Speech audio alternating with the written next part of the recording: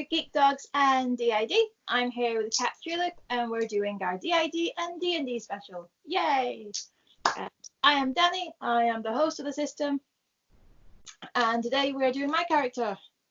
And I'm going to be a character that I have never played before. I've never built this character before.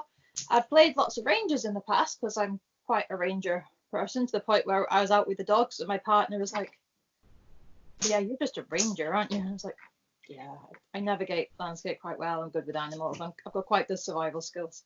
I was going to say, look, when we discussed it before, that was definitely the distinction between Danny and Faith. So if you've watched the other videos, you'll know that Faith is one of the alters in the system, and she's a druid because Faith likes to communicate with the plants and probably knows the medicinal but herbal properties of the plants and probably the feelings inside of the plants. Yeah. Whereas Danny is very much more, she knows what you can eat, what you can't eat. Yeah. How you can't survive. Eat that one will poison you. Yeah. I don't care how they're feeling. No. And you'd be able to find your way. Again, both Danny and Faith would be able to find their way in the sort of in the forest, but I always feel like Faith, it's more because she's communicated with the plants and knows where she's going, whereas Danny can track and knows, Yeah, I've got these orientation skills, so I'll be able to kind of navigate that way. Whereas Faith would be like, I think it's this direction because the breeze is blowing me in this direction, and there's a rabbit over there that's pointing in that. Should be that kind of relying on nature to guide her, whereas I rely on myself to know where I am and where I need to be. And as I'm moving, I can orientate myself quite well. Obviously, as a ranger, we'll want fairly good dex skills. So it's something we've not necessarily really talked about. We built sort of spellcasters. We've talked about when we built the spellcasters. So we've had a druid, we've got a wizard, we've got a bard, and a cleric. And so obviously for each of those, I talked about how you need a specific casting. So for bards, charisma needs to be high, wizards, intelligence. And when you get to sort of more melee-based characters and fighting-based characters, your key things are going to be dex or strength. Obviously, Danny is nodding away. She's built many of these characters. But if you're at home and you're here for the DID, not the D&D, but you're wanting to learn about D&D, your melee-based characters, you're looking at largely strength and dex. So if it was a fighter, it would probably be strength because it's more, whereas your ranger, it's more the agility. I always think about it like bow and arrow, you need a bit of agility, so that's why it's dex and not strength. Yeah. Just hitting someone with the bow and arrow is not going to help. Yeah. You want to think just Legolas in general, I think. But I would say another key skill probably for you to have when we, not so much the attributes, but when we do the skills, you probably want to have decent survival. So I was going to say, think about when we build the skills, survival would be really handy. And actually, Danny's role is very much that kind of, like you said, orientating herself. So when the party's out and about, it's going to be Danny who needs to do the survival roles to get from one place to the other. Yeah, and to link everything kind of together. So I need to make sure I can get from A to B, that I know roughly that everyone else knows where we're going to be, and if it's a work related thing, if it's a geeky related thing, if it's a shopping thing, if it's a faithy type thing, it's like we all need to know like where to go. And if we bump into random people, it's like I need to kind of be aware of who it is that we're talking to and who I need to be for that person. Well, we talked before about Anita's very helpful description of your role in the system, but what we've kind of translated that to understand, and actually there is a real sort of filter system there always has been, but as you're getting more aware and more, you and the system are getting more aware of each other and there's more communication happening, you're very much that filter system of they will meet Danny, but Danny will either present Danny or someone else will come act. Yeah, I'm like the welcome person. Like when you come into like a building or something, I'm like, oh yeah, this, and I see it now. It's like I'm like the link between the outside world and the altars. Yeah, and that kind of facilitate the movement between it all. But I keep everyone safe in that regard, that everyone always sees me. Yeah. They don't see anyone else. Unless you a really close friend of mine, then you see the switches really, really easily. And actually that will become quite important and interesting in the way we build once we've built the characters and we start playing the game. Danny's probably going to be the character that when people watch, they'll see the most in a lot of ways. And even if it's not Danny, it will probably be someone else potentially pretending to be Danny. That could get to quite an interesting situation if we've got like maybe, you know, Scarlett's out, our cleric, and then she's got to pretend to wield the bow and arrow but has no proficiencies or dex in that area.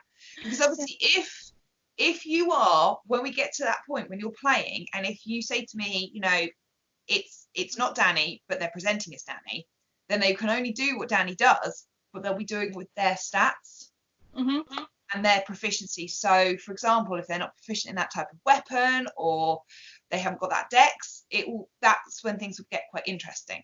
Yeah, I think it'd be really interesting if Faith is the one that is out as far as playing is concerned, but Faith's actually in charge.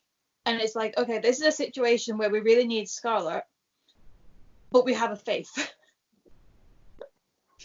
There'll be some really interesting, hopefully, sort of moments, because as we do this, you're discovering how much you can, and you've come a long way in being able to a degree affect the switches. And you know, obviously we've talked before about how you and Danielle actually have always very succinctly switched between, you know, that's something you've never really thought about, the switch between Danny and Danielle. So when you could pretty much walk into any business dog environment and you'll trigger Danielle. Oh god, yeah. And we've talked before about how people start getting to the point where they're able to trigger alters by smells or certain things. But obviously that's not 100% guarantee. You're not, because, you know, what you've got to bear in mind, internet at home, when you're thinking about this, we've talked before, these alters are people in their own rights with their own wants and desires and stubbornnesses and, you know, feelings. So just because it could be Faith is there and we need a Scarlett and she's trying to trigger Scarlett might not want to come out. She might be busy in her own. I don't know what it is that they do in their inner world, but you know, if they're busy, then they're not going to. Like, the only one I can generally guarantee is Danielle, because she is a work robot. So if it is a work environment, I can guarantee she will be there. Anyone else? And I wonder with, I suppose, because if you're not in a work environment, trying to get Danielle to work from home is really, really difficult. Really difficult. I have to like either have a phone call with a colleague or I have to start reading like really advanced scientific journals just to kind of trigger the interest, because at home she's just not interested. Because I was going to say, at home, Danielle, that's not, because obviously she comes out in a work environment. Home, I suppose, for Danielle is very much Danny's world. Yeah. And then she's also got the conflict that whenever we're at home, it's like everyone else wants to do stuff. So you've then got everyone wanting to kind of come through the door at the same time, saying, well, I want my time to do this, and I want my time to do this. Well, I just. And I suppose to all the other alters, if you've been at work for 6-7 hours, Danielle's had her. Oh God, yeah. She's had more than enough time. There's not enough time left for everyone else to have their time now. Yeah, and that's why I find myself making clay at like 2:00 in the morning when I should be asleep. Because she also has an adult job. Yeah, because like, you know, I need to be asleep, but Luna's like, no, I haven't made stuff for ages. I'm going to make some clay. And I'm like, well. I did have a question for you. I was thinking about, before we get started in building Danny, and this is kind of related to Danny. It says Danielle and Danny question, because the conversations we've had, and I've always got that Danny and Danielle are the strongest alters. And to a degree, there is an element of, although Danny's the host, that at times Danielle has been the host. And you talk about there's a period of your life where very much Danielle was more the host than Danny. Yeah.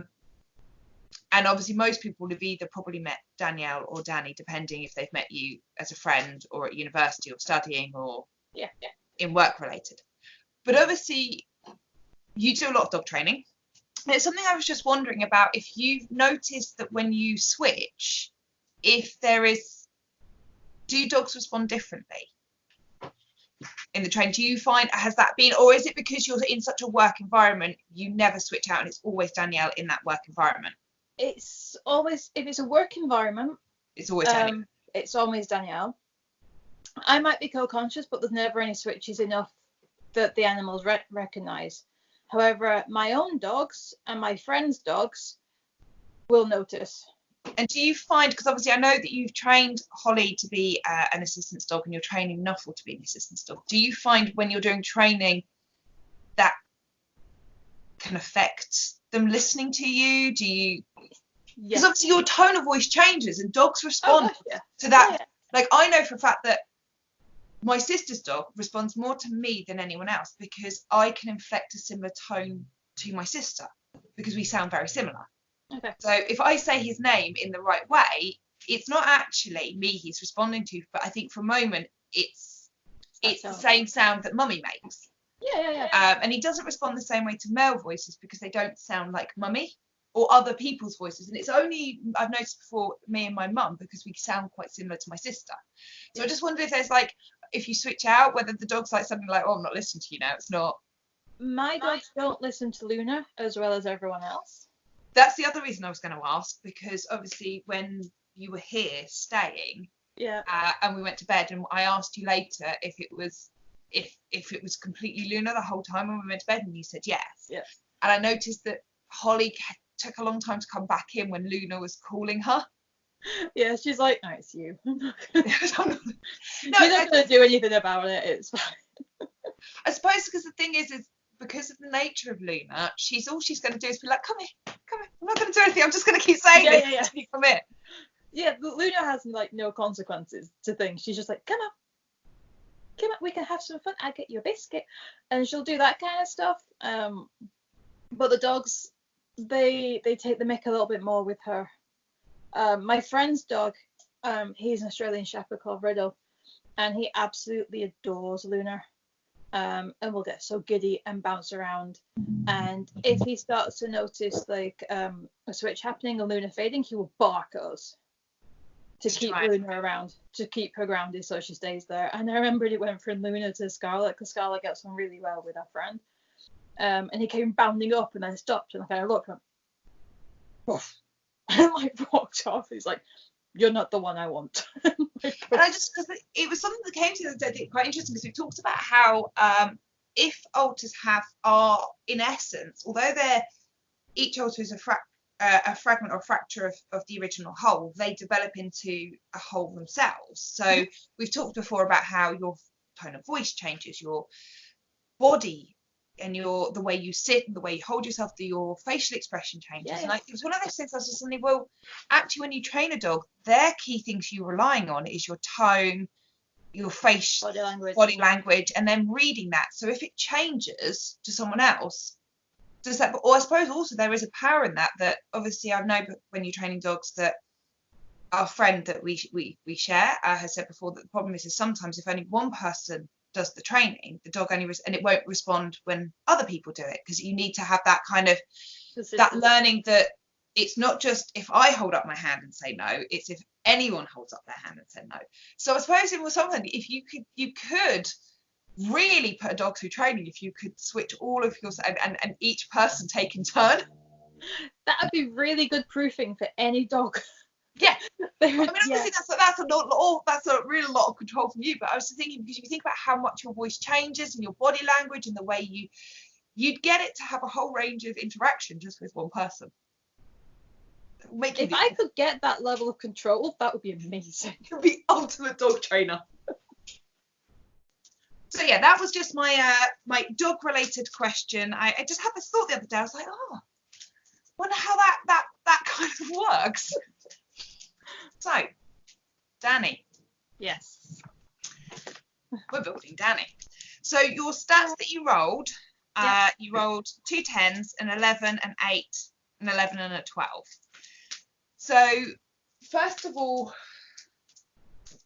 your race. Now this is where we compare our changeling stats and realise we've got different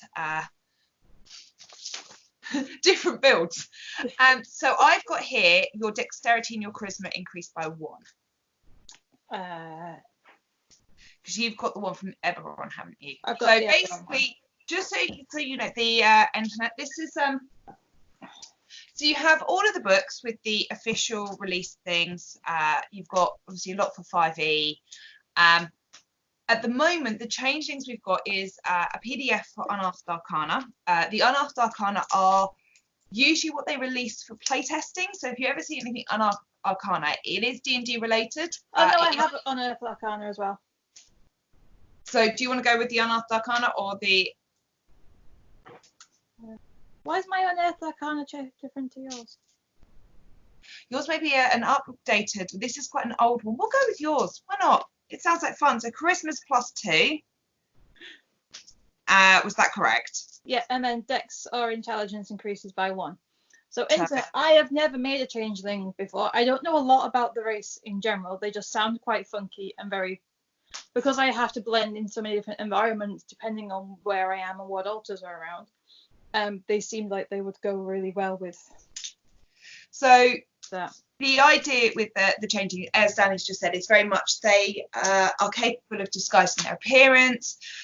They tend to have, and the reason we decided this was a really good idea to pick them, because one of the things that part of a changing when you build them is that they have personas, they're roles that they can take on in different parts of the society to be able to blend in, sort of alter egos in essence. So I felt that really worked for the sort of changing nature of Danni, and the fact that up until she was diagnosed with dissociative identity disorder, there was this element that she probably felt she had different personas or roles that she got. So it kind of works very much for that idea of and also these personas have their own personality traits, they have their own backgrounds and network of friends, which again really represents that kind of concept of a system, especially because what we only see is those people in this, when the systems come out. So Danny mentioned earlier about they only come out when they're not busy. They have a whole inner world, and that has things and life and stuff, and so it really, this whole idea of these full personalities really kind of hopefully represents what Danny has going for her. So I would say your dex should be the one that's the +1, because obviously you want to make sure you get your dex as high as possible.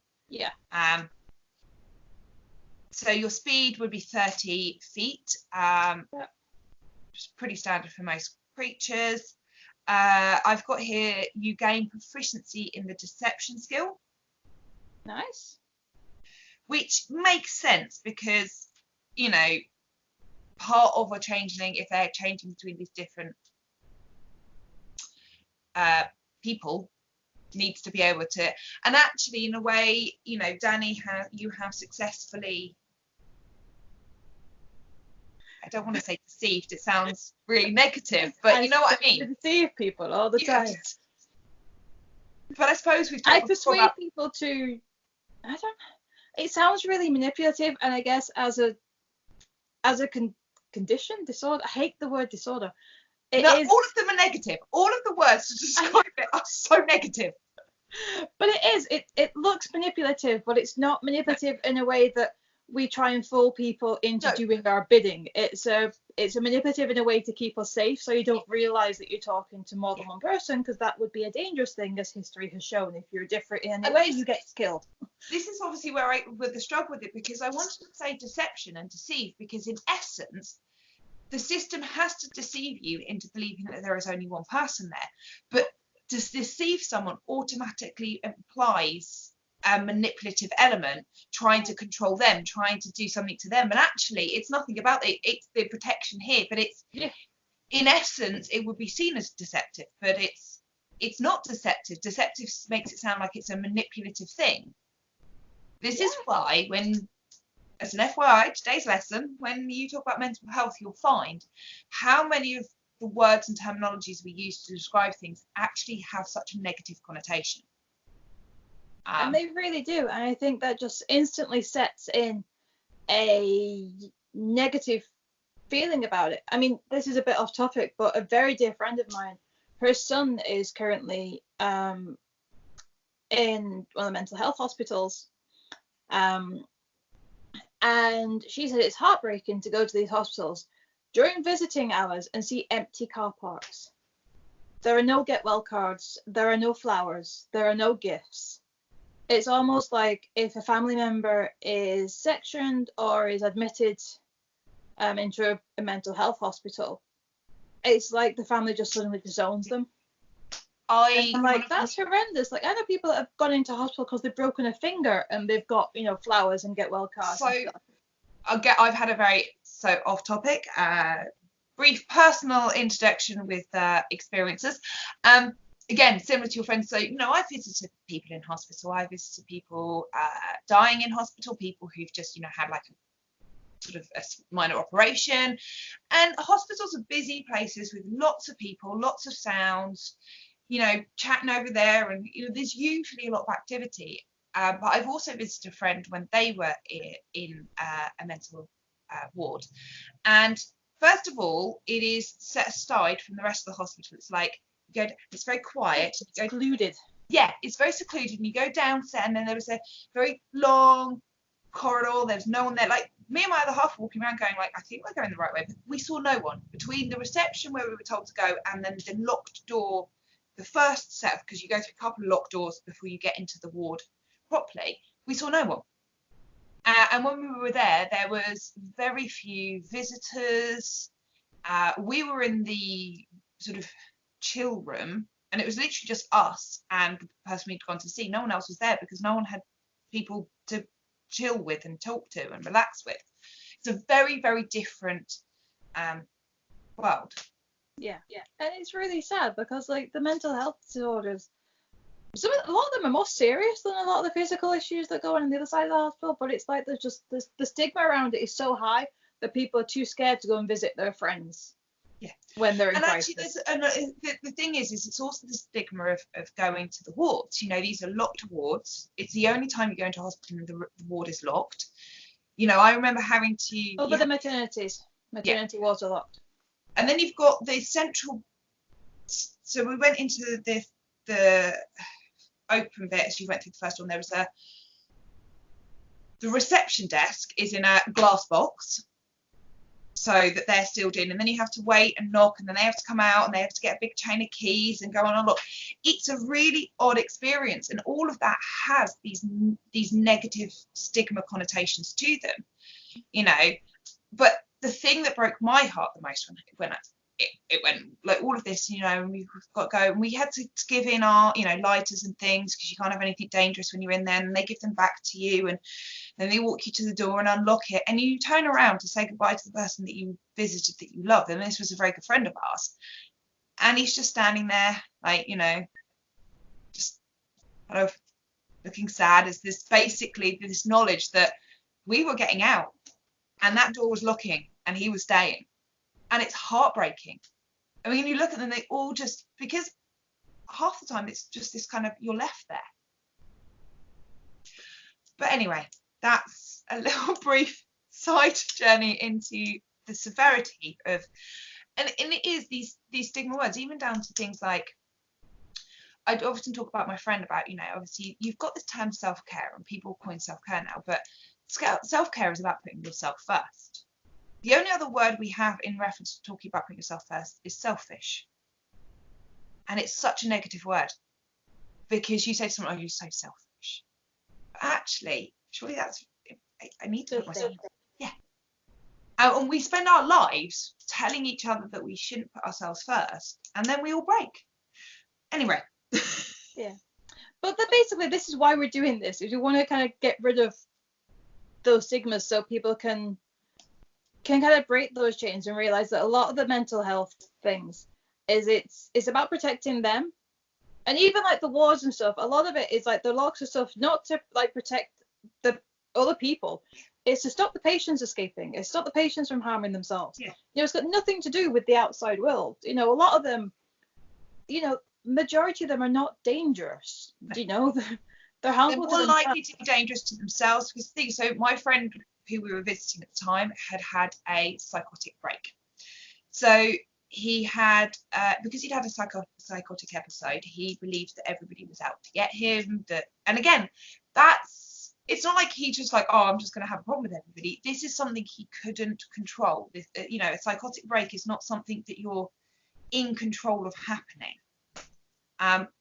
But he was, because he was, the most thing he was dangerous to was to himself, because he thought the world was out to get him and he was terrified. So he was less likely to hurt anyone. He might have hurt by accident by lashing out, but it would have still been a much more internal thing. Yeah, and other than like the criminals, which we're not going to go into, is on this side, it's like the danger will come from their panic. So if they're lashing out at someone, it's because you are trying to restrain them or something, and they've got that kind of psychosis where everyone's out to get them. If you just leave them to it, they're not just going to run up to you and attack you. No, I had a very lovely afternoon doing a puzzle with my friend when he was in hospital, because he was still my friend and we both love puzzles. And he used to be in my D&D game, so we talked about the D&D. But other than that, it just, it was a different setting. I sat in a small hospital lounge area rather than... I bet that was better for you than like the normal hostels, because it would have been so quiet. Oh, it was lovely. It was very peaceful, actually. It was very chilled. And obviously because the lighting's slightly different. So I have a problem with a lot of electric strip lighting, which overloads me. So actually everything was a little bit more muted, because they tend to mute the lights and the colours a little bit in the ward. So that was quite nice, actually. I probably could have, been quite happy. They had a lovely little garden, a contemplation garden. So... and we'll get back to changing. That's our little sides. Yes, so we will say proficiency in deception, which will be handy because there is an element of trying to trick, not purposely.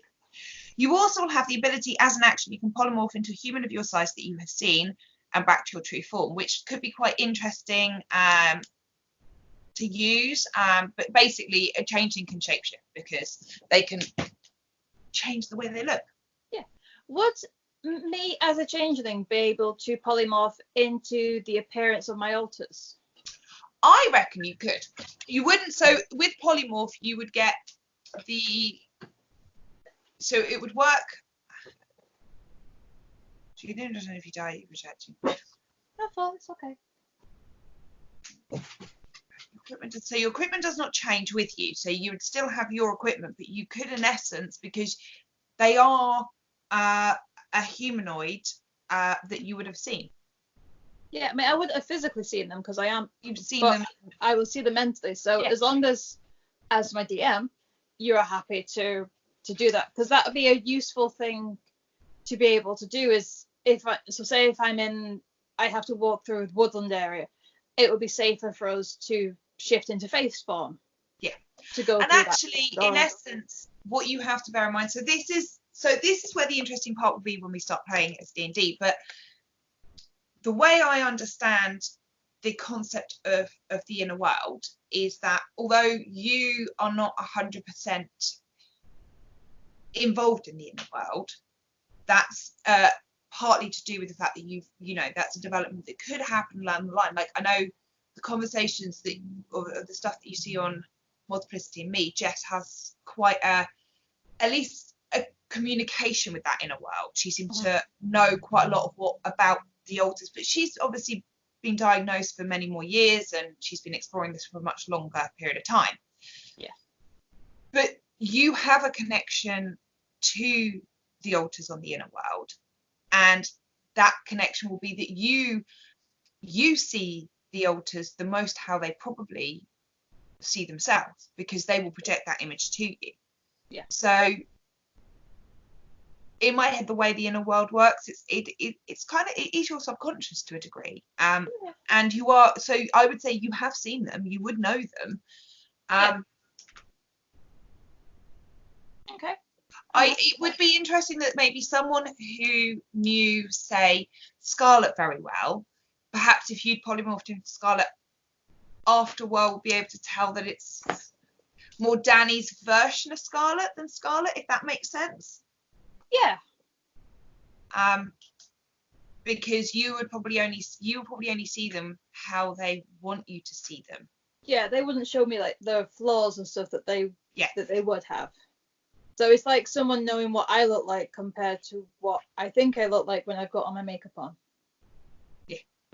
Yeah, so I think that that would get to quite interesting. The longer we played, would be that someone might be like, after a while, actually, you don't move the way Scarlet would do, or you don't quite have the full cadence of Faith's way she speaks, or something. Yeah. So okay, so they're the changeling stats. What had you thought about what kind of background Danni would be? I thinking Sage? Okay, yeah, Sage. I mean, that makes sense because Danni herself, through her, obviously, you know, Danni still did the dog stuff. She'd still done a lot of the learning and the learned things. You could be an outlander. You grew up in the wilds, far from civilization and the comforts of town technology. You've witnessed the migration of herds larger than forests, survived weather more extreme than any city dweller could comprehend, and enjoyed the solitude of being the only thinking creature for miles in any direction. The winds are in your blood, whether you are a nomad, an explorer, a recluse, a hunter-gatherer, or even a marauder. Even in places where you don't know the specific features of the terrain, you know the ways of the wild. I like that, but I'm not sure if it's because I'm still quite people-y. Be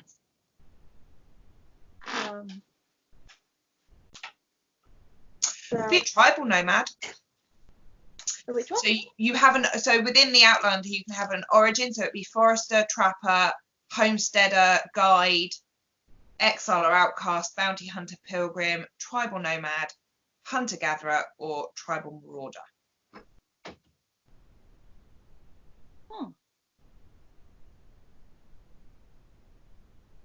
What do you think suits me? Because I probably struggle with an identity crisis and stuff like this. I'm like, I don't know what I am. Because I then start getting thoughts and images, and I'm like, are these my thoughts? Or is this the other people going, this is what we think you are, or going, this is what we would like to be? So has there been any suggestions in your head? What's floating in your head right now? It's all the more nomady, loner type stuff. So I was thinking either guide or tribal nomad, because there's still this element of having the connection to people, but in a sort of more, I mean, guide would sort of be more on that kind of survival, knowing how to get to places, or yeah, the tribal nomad. They were the two I was thinking of. Yeah, let's go for guide, I think. Because you also get, as a feature, Wanderer, you have an excellent memory for maps, geography, and you can always recall the general layout of a terrain settlement and other features around you. In addition, you can find food and fresh water for yourself and up to 5 people each day, provided the land offers very small game, water, and so forth. Yeah, definitely then. So I think that makes a lot of sense for your kind of... I've seen the photographs of you out and out backpacking and stuff. Yeah. So the skills makes more sense with what I was saying earlier about like the survival skills and how I like to be out. I love camping. I love that kind of wilderness tracking and orientating sort of thing. But I do kind of have like almost maps ingrained in my head where I will always know which way to go to get to a point of safety, I think, more than anything. Not necessarily the destination, but I can always get us back to where we need to be. Yeah. And you get automatically through Outlander, you get the skills proficiencies of athletics and survival. So okay, that's good. Your equipment, you get a staff, a hunting trap, a trophy from an animal you've killed.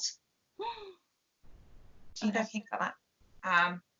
So that's your background, and finally, Ranger. So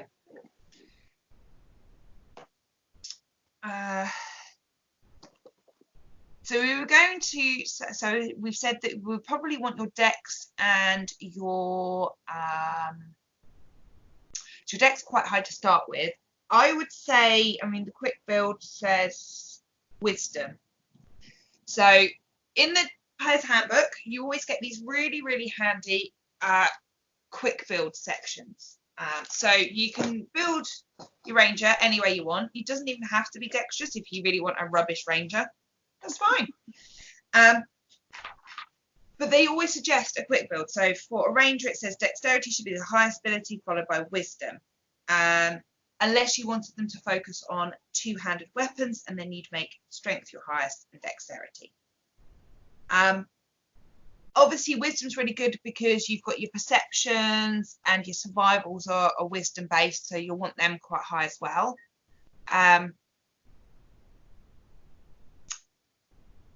I would suggest. Do I put the 12 as dex? Yeah, the highest one is that. Yeah. Thinking about Danni as a person, where do you think things like your charisma are versus your intelligence?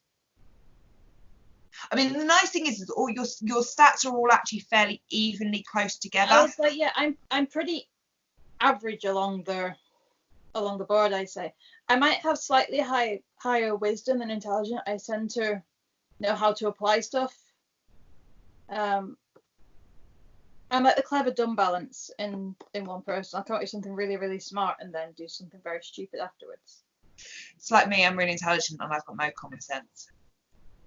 Yeah. It's like my partner, I always say he's got really high intelligence but very low wisdom. How do you feel? What would you feel your lowest score is? So you've got an 8. So do you think your strength would be your lowest? Your constitution? No, I would put constitution a bit higher.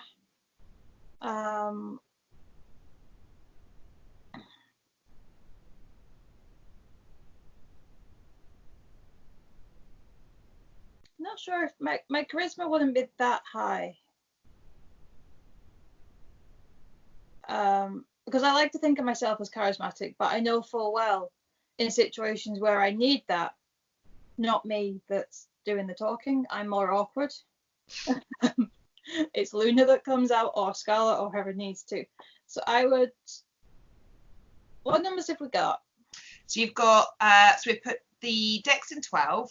Yeah. At the moment, I put Constitution as at 11, Mm-hmm. Intelligence at 11, and Wisdom at 10. So that leaves a 10 and an 8 left. So if we do 8 as.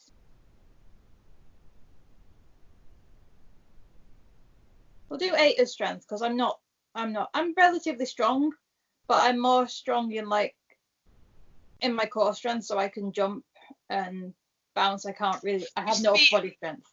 Yeah. Okay, so we'll put the strength as the 8, and then the charisma is 10. Don't forget you have a +2 from your changeling for charisma, so that will put your charisma up to 12. Okay, yeah. Yeah. So in that case, let's swap charisma and strength. Strength. Because then they're both 10. And they're both 10. They're both 10. Okay. So far we've got proficiency in athletics and survival. As a ranger, you can choose 3 more. The choice is animal handling, athletics, insight, investigation, nature, perception, stealth, and survival. So you've already got survival and athletics. So insight, investigation, nature, perception, and stealth. Oh, and animal handling. I was like, animal handling I'm going to have. Because I'm not me if I don't have an animal with me. Yeah, and you certainly can animal handle. So we've got animal handling as 1. So obviously something like perception would be probably quite good for being maybe stealth? Or stealth, yeah. Because I've already got survival, haven't I? You've got athletics and survival already. I'm thinking either stealth or investigation.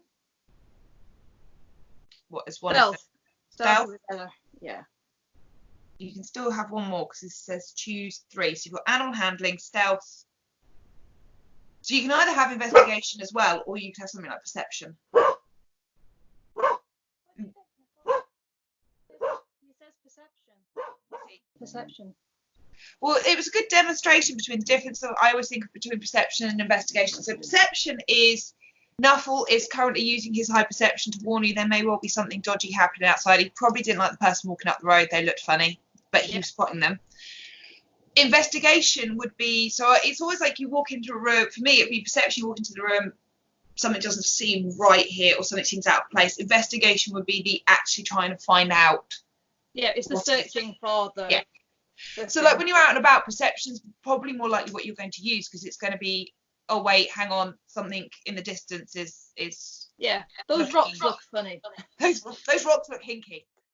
So we've picked animal handling, stealth, and perception as your 3 skills.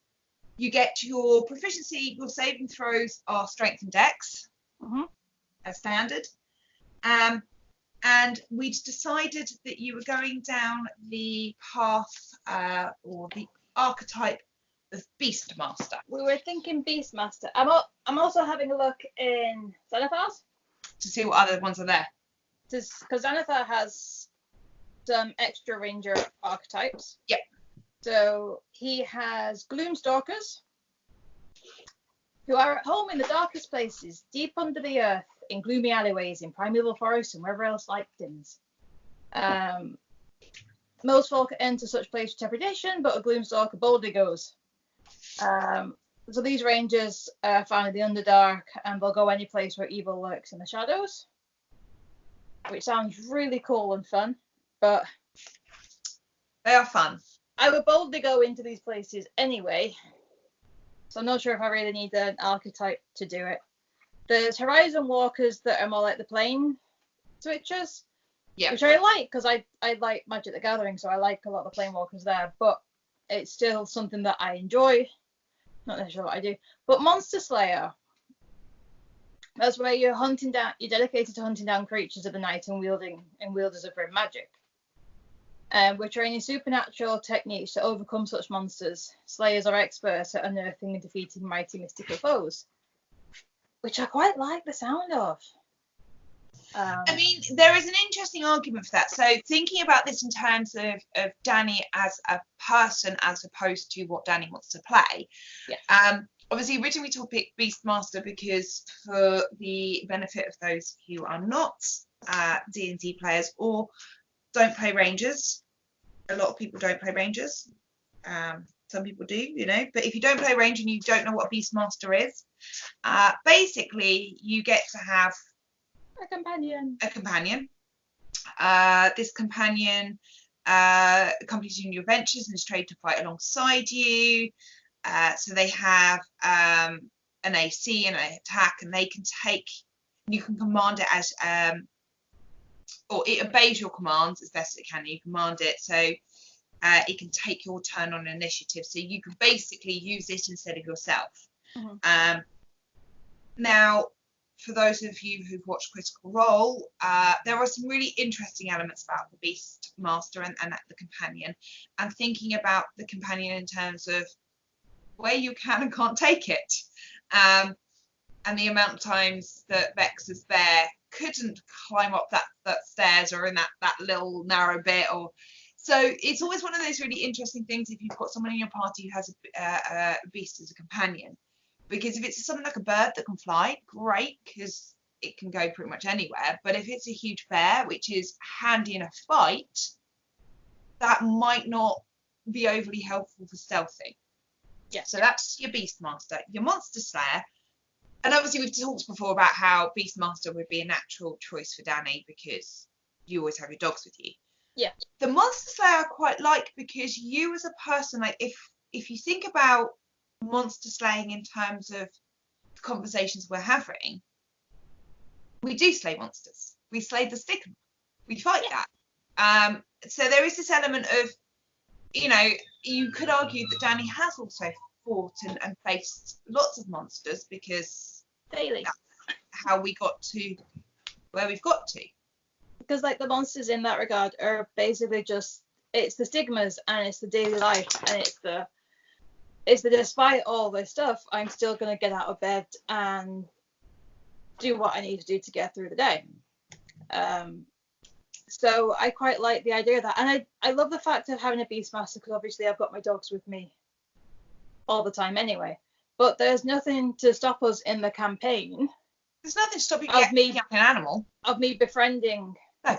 And the only an difference animal. is, so like with Beastmaster, it's built into your stats, and you would use that animal as part of maybe in your initiative, and you could use it in combat. Now, Danni wouldn't really use her animal that way. Her animal is her companion. Her animal is there to support her. So there's nothing to stop you, because you have the animal, you're proficient in animal handling, that you wouldn't have convinced, you wouldn't have befriended and have a very loyal dog. And actually that would make you could choose the animal for the purpose of the animal, as opposed to what would be really useful as a beast in the Beastmaster sense. That's what I'm thinking, because if I were to have an animal, is I would use the animal as more of a familiar or companion rather than as part of the initiative thing. It's like I wouldn't want my animal to be involved in the fighting. I might ask them to go and scope out places if I've got any kind of communication skills with them, if I can get like speak to animal or anything like that.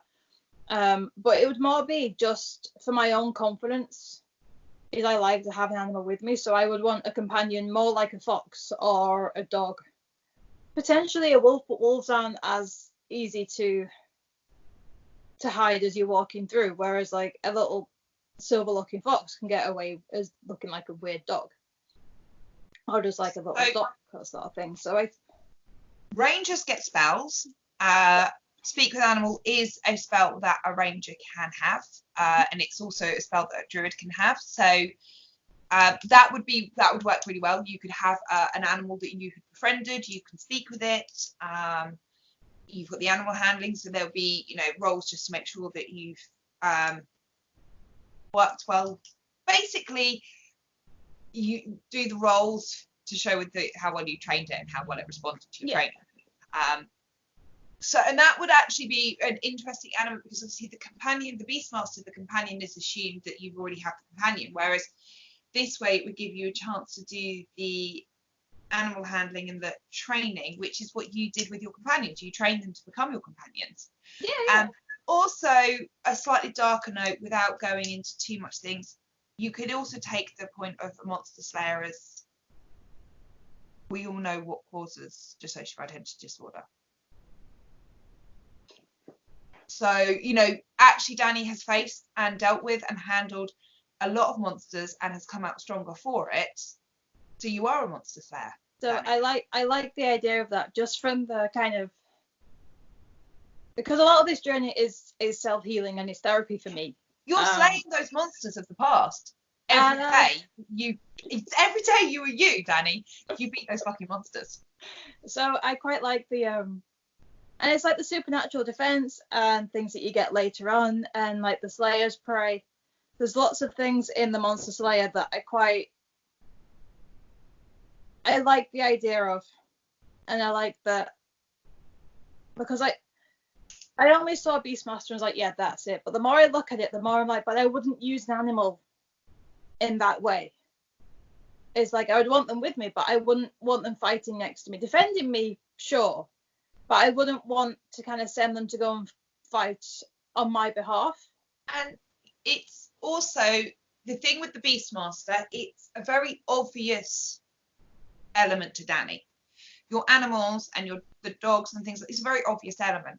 Yeah. I actually quite like the subtlety of Monster Slayer, of the fact that to do what you've done, to do the channels that you do, to have the conversations you have, every day you slay those monsters. You slay the stigma, you slay the past, you slay the memories. Yeah. Okay, let's make me a monster slayer. I can be Buffy. You're Buffy. You are. Okay, so that is our off build for Danni. My plans for these internets is I'm gonna write these all up as they stand right now in PDF format and send them to Danni, and I will give her a level to level them up to. And once we've got the full stat sheets leveled up, we will then just do probably one episode of running through each of those so that you can see the things that she's built, the full structures of the characters. But these are just sort of to help those people at home learn how to build different types of characters. This is help for Danni to help her really explore the depth of those characters. Who is she? She is a monster slayer. She is badass. That's who she is. Yeah. So I think we've done a fair decent amount with Danni. We've chosen your class, which is Ranger. Your archetype, which is Monster Slayer. Your race is Changeling. Your background is Outlander. We know where your what numbers are going where. We know what stats you're proficient in. Yep. There we go. Sorted. I am built. So we only have, is it Scarlet and Luna left now? Mm-hmm. Yeah. Okay. So you've got 2 weeks to plan. They've got 2 weeks to plan. Luna's so excited. So basically, Luna, you've got 2 weeks, or you let Scarlet go first and you've got 4 weeks. She's probably going to go for that one. She's like, save the best to last. So Scarlet, you've got 2 weeks to get an outfit ready to beat Luna. Yeah. Okay. Well, Scarlet's what she's is she Tiefling cleric? She's the Tiefling cleric, yes. Okay. Whether she'll be on camera as it or she'll just do a picture as We'll so see. what like we'll see. Well, that is I guess the end of this week. Yeah. But like always, if you have any questions, if you have any comments, like, share. If any of the topics that we talk about, do kind of hit you, share, talk. We want to break that stigma around mental health. We do read the messages. We do see the people who say, things that, this episode's really helped, or, we've had a few people reach out, and that actually means quite a lot if we can just help one person. Yeah. Either understand something about themselves or just understand a bit more about something that they didn't know about, then that's what we're here for. Yeah, and if you know anyone that is in hospital due to their mental health, please visit them, because those places are they're not nice places to be in because of all the security, so it makes them feel like prisoners in a hospital, and that's just there. I remember when, just before we finished going back to that, when I had a breakdown, the first time I had a breakdown, and I remember someone saying to me, you need to take time to get well. You need to take time off to fix, to mend. And obviously, because it's mental health, and you don't take time off because your mind broke. Who does that, right? Oh, you broke. Okay. But someone said to me, they were like, but if you broke your leg, would you take time to let it heal? Would you do? If I broke my leg, I would be on crutches. I would be in a cast. I would be having my foot up. I would do all the things the doctors and the people say do to help the bone mend. I didn't do all the things that I should have done to help my mind when it broke. It took me a long time to realise that I would put much more care into a broken bone than I did my broken brain. That's a nice point to finish on. Look after yourselves, everyone. Be good to each other, look after yourselves, and more importantly, be good to yourself. Right. That's it for this week. Bye.